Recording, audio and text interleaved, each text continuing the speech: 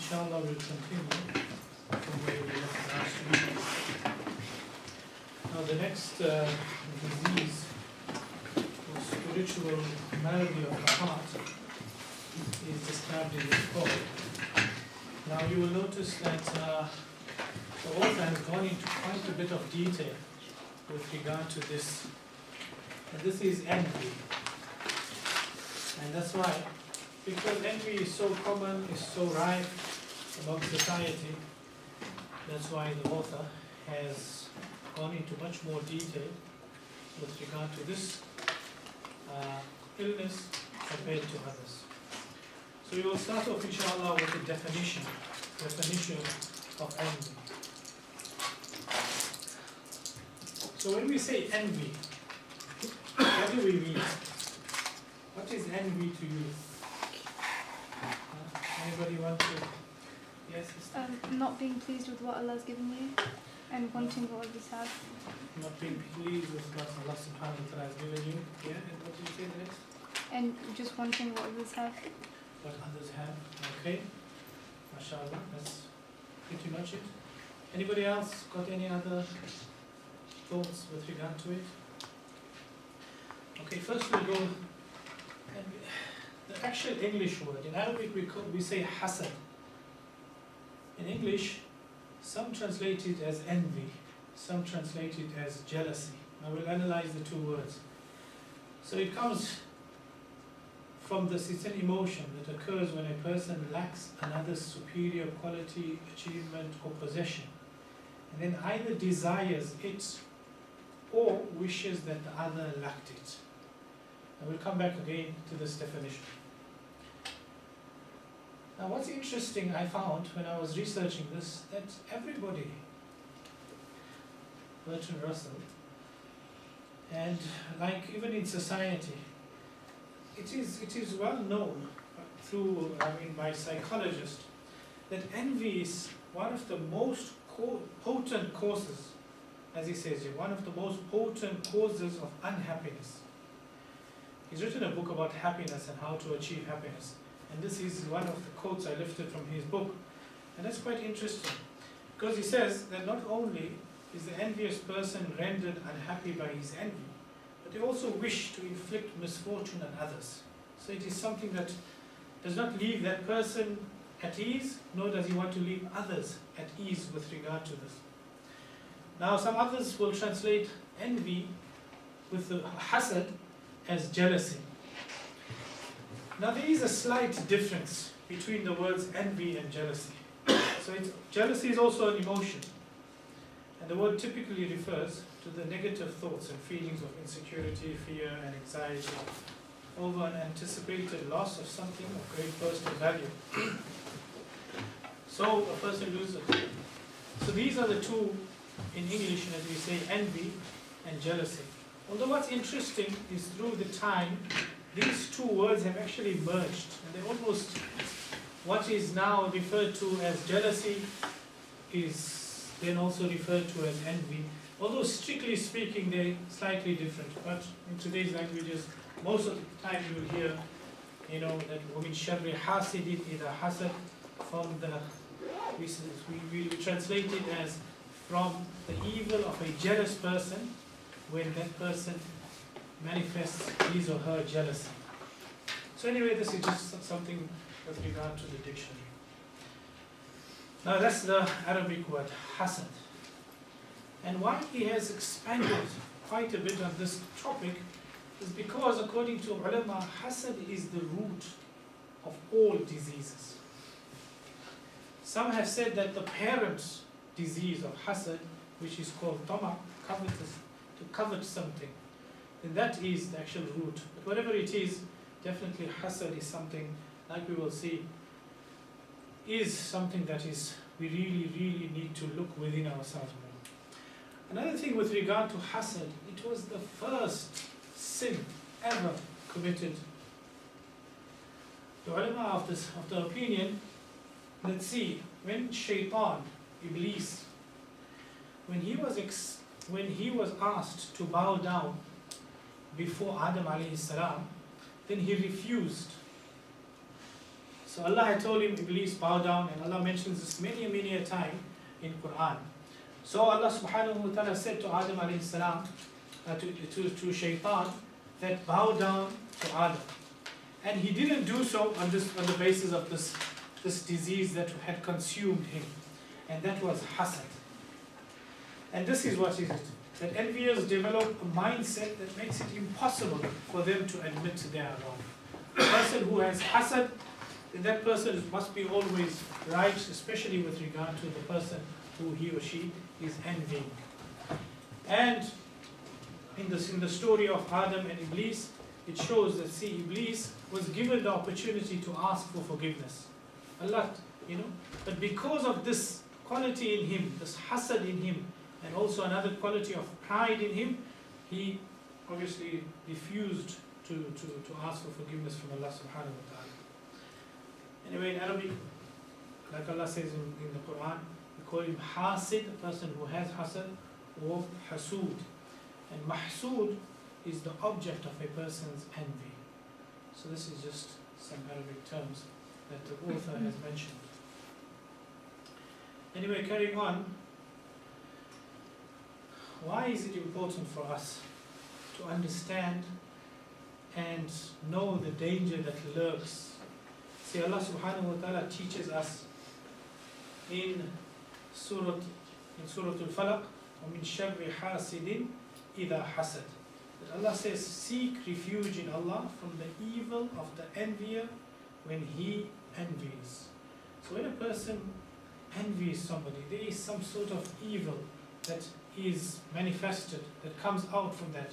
And that evil, as we will see later on, like we translate it sometimes as the evil eye, etc. Now we'll speak about that later. Another hadith Nabi sallallahu alayhi wa sallam mentioned is that what is envy?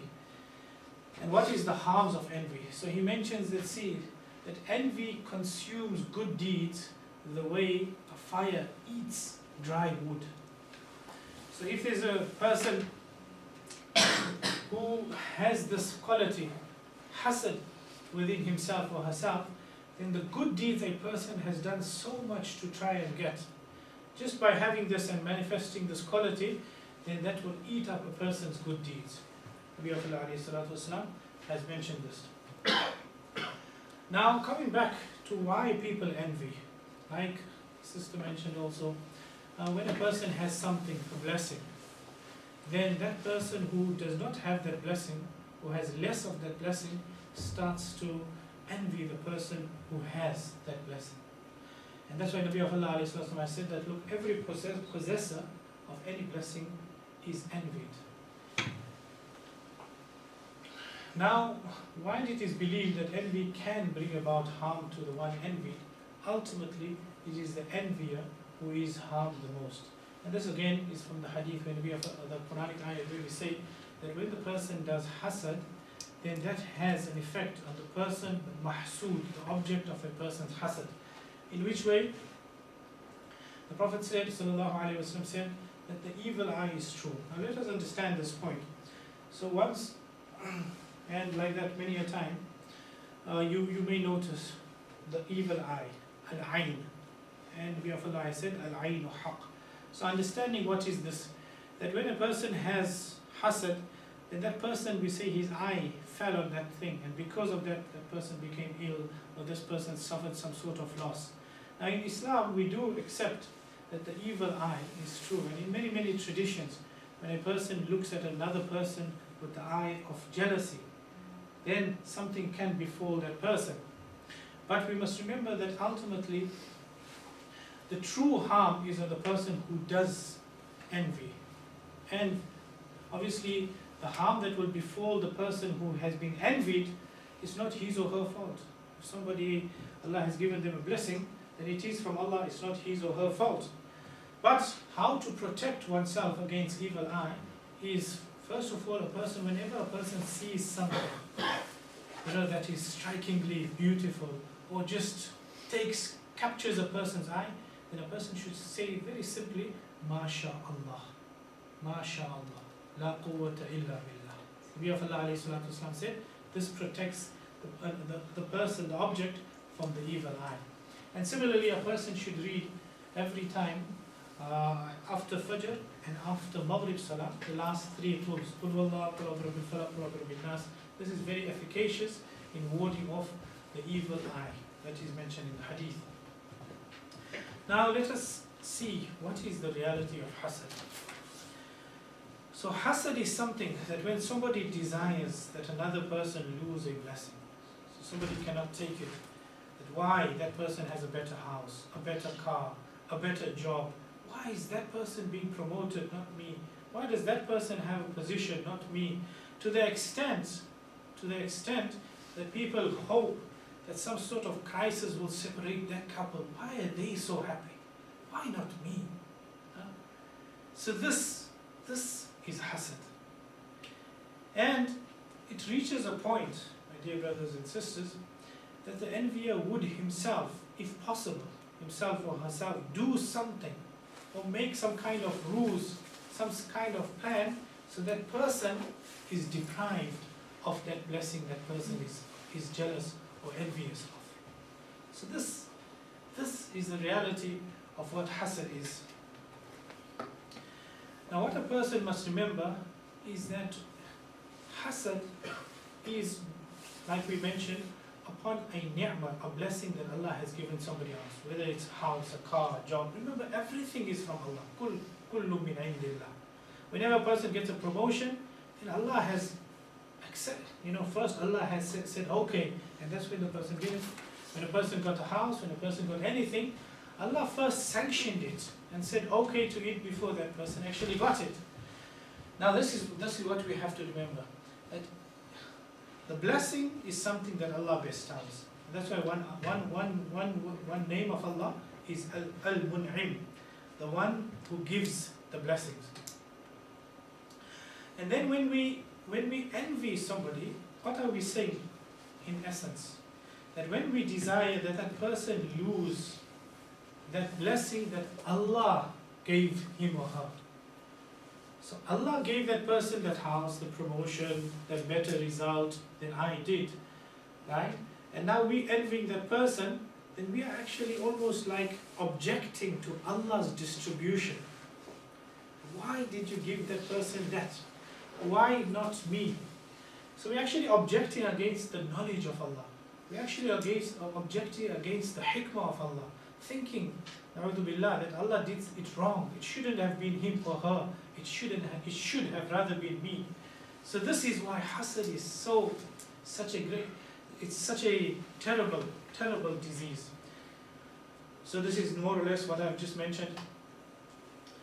And this is what comes to a hasid. I deserved it more.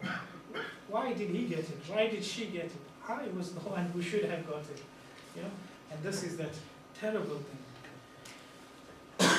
So remember that Allah is all wise.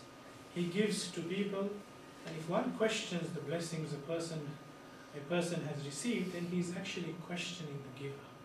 He's actually making an objection to Allah. So it's not like he's just something that just jealous of that person or envious. No, it's actually an objection against the person who gave that person. And who is that person? That is Allah subhanahu wa ta'ala. That's what makes envy reprehensible and forbidden in Islam. So what is the treatment? See, hasad is a lot of times it's impulsive. Caprice means whims. A person's whims, desires that come out of impulse. So one should consciously, so when that feeling of hasad develops and now wants to manifest itself, consciously oppose it. So it wants you to say something bad about the person. It wants you to do something bad about it. Consciously make an effort to oppose it. Oppose that desire that is created with you. See, this caprice in Arabic is called hawa. And understanding hawa desires, comes from like a wind. It also means wind. So this desire, this passion that is created within us is like a wind, in that it comes, it stirs up the emotion, and then it dies down. So we need to consciously oppose it. And one cannot really see the wind, but only the effect of it. So similarly, the desire within that is created within us, the effect becomes manifest, and that desire within us, we can't really see it, can we? Now remember that following one's whims, one's fancies, one's impulses, this will take a person away from the truth. Because, like we say, a person is so blinded by a person's hasad, a person's envy, the person cannot see the truth from what is not truth. So remember that falseness and false notions have always come and gone. It is only the truth that is fixed, and this has to be recognized as a true objective. And when we have hasad, this shows us that ability, that we start to lose the ability to differentiate between the truth and falsehood, because our desires blind us really. So Allah subhanahu wa ta'ala has mentioned in Quran repeatedly about following one's desires, one's whims, one's fancies. And many of the times, if we look into the history of Quran, why were people destroyed? This was because they unfettered, that unrestrained, unbridled actioning of each and every desire a person has. And this is a sure sign and a sure road towards destruction. Allah subhanahu wa ta'ala mentions in the Quran that those who resist that desire, resist when it comes to the fore, a person controls and restrains himself or herself, then Allah has said, فَمَنْ خَافَ مَقَامَ رَبِّهِ فَمَنْ خَافَ مَقَامَ رَبِّهِ وَنَهَى النَّفْسَ عَنِ الْهَوَى فَإِنَّ الْجَنَّةَ هِيَ الْمَأْوَى. So think that I've got this desire. There's two ways it's going to progress. Either I'm going to fulfill and I'm going to act upon the dictates of that desire. What will happen is that maybe I will get momentarily satisfaction, maybe, but I will definitely regret. There will be great regret and sorrow that will follow, as follows every time when we do something that we're not supposed to do. And on the other hand, if we restrain the desire, just restrain it, you will feel it difficult. It will be definitely difficult. And you will feel, oh, what am I doing? And you will feel that. But remember that the result of that is that eternal success. And Allah has mentioned, go against the desire, that hawa within us, and Jannah is the result of that. So, for 5 minutes of momentarily pleasure for acting out our desire, or for 5 minutes of the difficulty in trying to squash our desire, and the two very, very different outcomes. So remember, contradict this temptation. Consciously do something that contradicts this desire to wrong somebody. So when you feel like swearing somebody out of no reason, then rather than swearing, praise him or her. When you feel like doing somebody a disfavor by any other means, you do a favor to that person. Go against that desire, that nafs. And remember, the purpose, the ultimate purpose, is to starve envy of the negative thoughts it requires to thrive. Because envy needs negativity, and that's how it thrives. If we starve it from there, then envy will also die out. Again, another treatment is to realize and recognize that envy just brings about harm to oneself. And remember, our very nature is that we try to abstain from harm. Whenever there is a possibility that there is risk or harm, then our nature tends not to go towards it. So remind ourselves that there is only harm to it. And if we do this, then this is just within our nature to stay away from something that is going to harm us. And remember, again, negative, that it is easier for a person to repel negative feelings when he or she realizes these feelings hurt the soul. Now let's just take an example. A person who was supposed to get a promotion didn't get a promotion. That person becomes disgruntled. When that person becomes disgruntled, then this gives rise to anxiousness, to anger. This anger then starts to obsess that. That person now becomes obsessed. And that obsession starts to fester and creates even more grief. And remember, all these, all the time, is just creating more problems for that person. That person's never at peace with himself or with anybody else. That person is constantly thinking of ways of trying to outdo that person or outmaneuver that person constantly, and becomes totally obsessed with only one thing. And all this obsession, all this expenditure of energy this person is portraying doesn't help him or her, doesn't help him ascend in that profession, and didn't alter what already occurred. So why? Why? And it absolutely at the end, and this is true because this is very, very, I mean, anybody who's been, anybody, you know, who has been working in the community, etc., etc., you will find the demoralizing exercise that this can be to that person, just that person. And in fact, and this is true, and it's very, very sad, that sometimes envy can actually damage one's sanity. A person is so consumed, it's consumed with hasad to the extent that now this person has, you know, nothing else can he think of, or nothing else can she think of besides how to harm the person, how to wish that person just gets, you know. And remember, hasad results in resentment. Resentment, and when a person now is resentful, that person cannot achieve. That person doesn't have that ability to achieve something that is of any sort of significance. On the other hand, a person who shuns envy, a person who tries to stay away, and inshallah that person will be motivated to excel.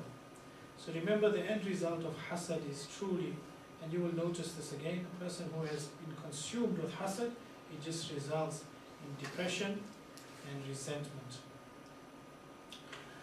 So one way to uproot envy is we need to realize with solemn reflection that envy can never benefit a person. What for? What was the reason? We became envious. It caused us to become grief-stricken. It caused us to become anxious. It created anxiety in us. It created anger in us. We became obsessed.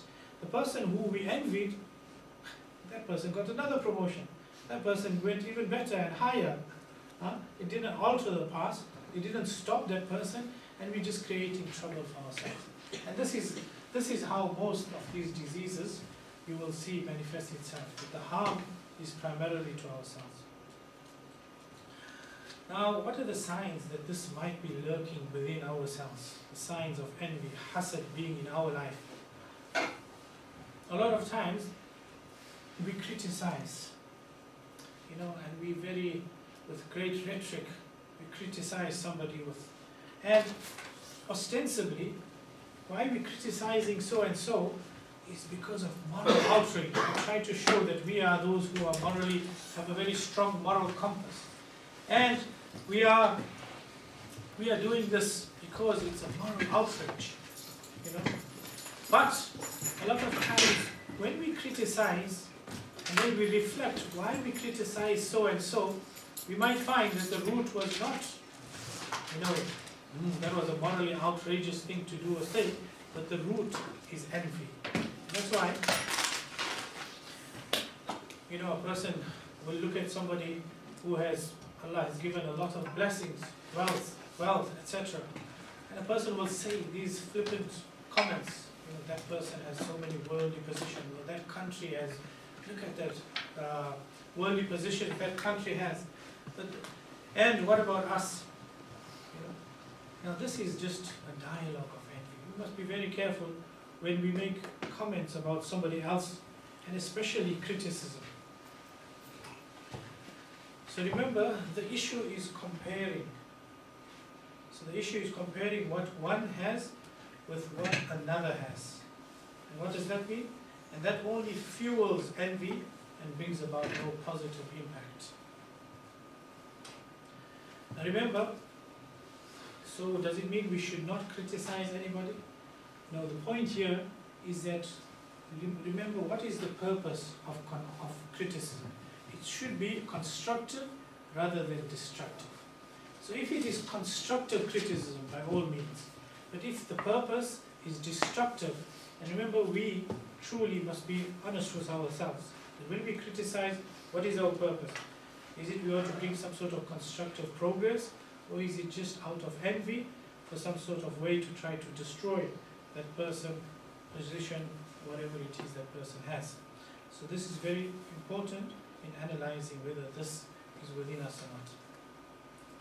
Now remember, someone has said very beautifully that not all type of hasad is bad. In fact, it comes in the hadith that what we term as two types of hasad. One is malicious hasad and the other is benign hasad.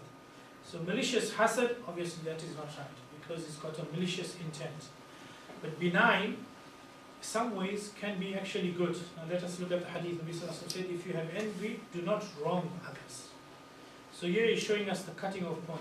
So where that envy spurs us to wrong others, then that becomes sinful. And that is malicious and that is wrong. Where naturally it occurs, right, then that will not necessarily, and we didn't act upon its dictates, then that will not cause, like it came in the hadith, our good deeds to be consumed. So remember that envy that impels us to do wrong or say wrong, then that envy is what is haram. And what naturally occurs, I mean naturally when a person sees something, sometimes it comes like, oh, that was really nice, you know, that's really... But if a person does not act upon it, then the person obviously will not merit that sin. Imam Ghazali rahimahullah has said, makes distinctions between various strains of envy. So he states that if one hates envy and is ashamed that he or she harbors it, that person is not essentially an envious person. So when that envy rises, but you don't like it and you don't want to act upon it, but it's just rising because it's something that naturally does come, you know, then that is not wrong in the sense that obviously we should not act upon it and make sure we try to minimize it, but in itself it will be what is classified in the hadith as something that will consume a person's good deeds. Okay. This is what I was talking about, and this is quite interesting that psychologists also have said that there are these two types. One is the malicious envy and one is the benign envy. And sometimes benign envy being proposed as a type of positive motivational force, like we will see in the hadith where Nabi Sallallahu Alaihi Wasallam said, it will come later, that hasad is not permitted except in two situations, and we will see the hadith later on. Before that, what is the etiology of hasad? Why do people have envy? What are the causes? What are the reasons for hasad? So the Imam has mentioned a few things. One he has mentioned is adawa. A person has enmity to somebody, hatred to somebody. The next step is that person will start to have hasad or envy for that person. And this is a very interesting case. The Imam mentions that vying for another's affection or love, this can cause hasad. And he mentions siblings, how siblings compete. Like we know Yusuf alayhi salam. What was the reason for him being thrown into the well? Was hasad. You know? So this will be also one cause for hasad. Obviously another cause is takabbur, arrogance, and Quran mentions this again. Why did the Quraysh oppose Nabi of Allah alayhi salatu wasalam? Because they thought he was just an orphan child. You know, he didn't have any social standing, and we were the ones who had that pride within them. This stopped them and this caused hasad. Similarly, Musa alayhi salam and Fir'aun, and like that many of the prophets, because of their arrogance, they were envious And envy blinded them towards such great goodness. I mean, at the end they were deprived of Iman.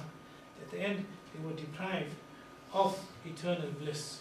So we can see the danger of hasad. Another reason the Imam has mentioned, quite interesting, is a person who has low self-esteem. Like, again in the Quran, Allah mentions that one of the objections of the Quraysh, sorry? I was going to say, one of Allah's names is Al-Mutakabbir. Yeah. Has that got something to do with that? Yeah, absolutely. Takabbur, like it will come in the few other lessons that will come. Takabbur is means pride. Okay? And Allah's one name is Al-Mutakabbir, as the Bible says. And Al-Mutakabbir means the one, coming from this word, who has crown. Now, with regard to pride, when it's with regard to the creation, then it's something that is wrong. But a person being like Allah subhanahu wa ta'ala, who himself said that, that takabbur is like my garments. And the one who shows his takabbur is like trying to take away the garment from me. We will explain it much better, inshallah, in the next few lessons that will come. But it's true that takabbur and mutakabbir, al-mutakabbir is one of Allah subhanahu wa ta'ala's name. But obviously with regard to Allah subhanahu wa ta'ala having pride in what He has created is absolutely warranted. But obviously for us, because we're not truly the ones who do create anything, then to us it's something that we should stay away from. But anyway, inshallah that will come. So anyway, what is mentioned about low self-esteem is that this can be a cause for pride. How? Like it says in Hadith Nabi of Allah alayhi salatu wasalam, that they made an objection to Nabi sallallahu alayhi wasallam. That he's just so ordinary, he's just an ordinary person. How could he be to that station, that lofty station of prophethood? It should have been rather somebody like us. And this is again that hasad coming about. Not me. I mean, it should have been me, not him or not her. Person who loves leadership, Imam has mentioned, this is a definite cause for hasad. Now, I briefly mentioned this. Let's see, this hasad does come about. Almost like we mentioned with many of these qualities, that they are natural, they occur within us. So what we need to do really is how we can channel it correctly. How we can channel it correctly. So those of our natural desires that we have, the true objective of self-purification is not to eradicate them, but rather channel it to towards a way that it is beneficial rather than harmful. So Imam Ghazali rahimahullah mentions that because these diseases are common to human nature, the objective should be to transform them into something beneficial. So it's about transforming a disability into an advantage, and this is a hallmark of those who are successful. Nabi sallallahu alayhi wa sallam, like I mentioned, that with regard to hasad, that how can we use this quality of hasad to our benefit? So he mentioned two examples. That when hasad is not acceptable, envy is not acceptable, except with regard to two people. And then he mentions the first is a person who Allah has given wealth. And that person who has been given so much wealth is always spending it on good causes. For us to have sort of ghibta or this sort of envy, with this in mind, that if I had that opportunity to have that much of wealth, I would have also done like this generous person, then that is not blameworthy, but that can motivate us also to spend from what we already do have. Similarly, a person who has been given wisdom, knowledge and wisdom, for us to envy that, oh, if only I had also that sort of wisdom, that sort of hikmah, that sort of way of doing things, then that's not a bad thing, and a person can try, obviously, to achieve that. So, what is it? So if a person is going to have envy, then it should not be for the things that are of the world, the things that are temporary, the things that are going to leave us, but rather it should be something that will help us in the year after, and that is the criteria for whether this is good envy or bad envy. That envy that is beneficial, or that envy that will be harmful. The next one is with regard to modesty. I think our time is gone. I've taken a bit more of your time, inshallah. But inshallah, are there any questions with regard to hasad? Yeah, Shabazz? Can you explain what ghira is? And is the ghira commonly hasad? As in ghayra? Ghayra, like in the word when Allah says ghayra, has ghayra. Protecting jealousy. Ghibta or ghayra? Okay. If you ghayra is about self-esteem. Like when one just says that this guy's got ghira for his woman, so this like his sister or his wife or something like that, for example. Okay. Yeah. So a person who has that, what we call ghayra. Now ghayra is actually a good quality in a person, where a person has this sense, a deep sense of shame, a deep sense of shame within that person that he cannot, for example, tolerate. A simple example is you walking down the street and your wife is with you, and somebody else is looking at your wife. That quality that comes about you, that is ghayra. That is actually something that should come. I mean, somebody is ugly, and you don't feel bad about it, then there's something wrong, isn't it? So that is a total thing, different thing, and that is something that a person definitely has, and should have. So, is that okay? There's protecting jealousy coming to ghira. Oh, so you meant it in that way, yeah. Like I said again, with regard to envy or ghayra, then it's with regard to what is the purpose behind it. Is it for a destructive purpose or is it a constructive purpose? It will be something that will be harmful to a person's dunya and akhirah, or it will be something beneficial. So with regard, so this type of protective jealousy, that will stop. I mean, this is obviously necessary for our, necessary to a certain extent to protect what Allah has given us. Absolutely. Okay, so that's the question, actually. Are there any other questions, inshallah? Do you have a question? You might have covered it, but I just wanted to know, how do you know, whether you envy someone or you admire someone? I suppose it's a person's own personal reflections, and again, to what purpose? The end purpose.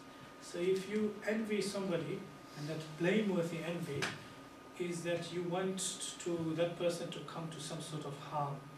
That person must lose that thing you are envying that person, or I should have had it and not him. But when you admire somebody, you don't wish that person to lose that blessing of Allah subhanahu wa ta'ala. Rather, you wish that it increases. So that is actually something that is admirable rather than something that is envious. So I suppose if you look at it in that way. So if you want somebody, mashallah, somebody has a beautiful way of reading Quran, and you admire it and you praise it and you want him or her to increase in it, that is something absolute, that is not blameworthy, rather that is something that is meritorious, in fact, I think. What if you want it for yourself? Is that going towards envy, or is that still? Okay, that's a good question. Now you see somebody has something, and it's a quality that everyone admires and aspires to achieve. Okay, and you want it for yourself. Now, would it be okay or not? It depends again. It depends on this, that, okay, that person, mashallah, has a very nice house or very nice car. May Allah protect his house, protect his car, and give him increase. But oh Allah, even I want that. That's fine. Even I want something like that. That person is so intelligent, mashallah. I mean, look how they pick up things. Excellent, mashallah. May Allah protect him, protect her with that quality of his. We don't want it to be snatched away. Okay? And may Allah also give me that. That's fine. That's absolutely fine. There's no harm in that. Any other questions?